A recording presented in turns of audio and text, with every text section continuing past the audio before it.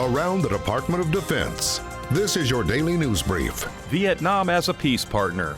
I'm Mark Weeks. Defense Secretary Mark Esper met with senior Vietnamese government officials in Hanoi, Vietnam, his first visit to the country since becoming Defense Secretary in July. Speaking at the Diplomatic Academy of Vietnam, the Secretary said the long period of peace that enabled the economic rise of nearly every Asian nation is yielding to a Chinese conduct that infringes on the sovereign rights of other states. We have witnessed this behavior most recently in Malaysia, the Philippines, and here in Vietnam, with the harassment of the country's long-standing oil and gas activities around Vanguard Bank inside your exclusive economic zone.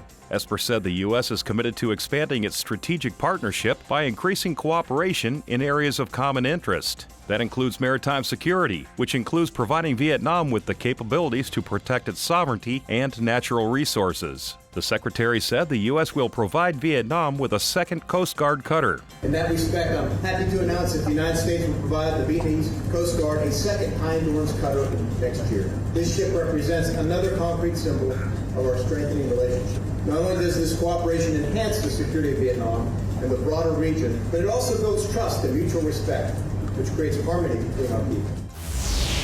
General Paul LaCamera took command of the more than 85,000 soldiers of U.S. Army Pacific during an assumption of command ceremony in Hawaii this week. The general assumed command of the largest Army Service Component Command, which includes strategic locations in Japan, South Korea, Hawaii, Alaska, Washington State, and Guam. The Component Command is also the land forces portion of U.S. Indo-Pacific Command.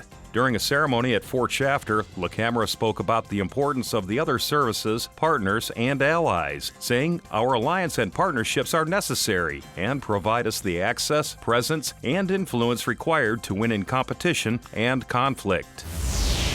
A senior Defense Intelligence Agency analyst says Iran relies in part on terrorist organizations, proxy groups, and militant partners to protect its interests and expand its influence in the Middle East. Speaking at the Pentagon, Christian Saunders said Iran provides financial, political, and material support as well as training to various groups to advance its agenda. Those groups include Hezbollah, Iraqi Shia militias, the Houthis, some Palestinian groups, the Taliban, and Bahraini Shia militants. Saunders said ballistic missiles also play a substantial role in the Iranian military effort, with Iran having the largest cache of ballistic missiles in the Middle East. He said he expects Iran will focus now on increasing the number of more accurate and lethal ballistic missiles, as well as fielding land attack cruise missiles. That's your DoD News Brief. I'm Mark Weeks. You can find more stories about your military at defense.gov and by using hashtag KnowYourMil.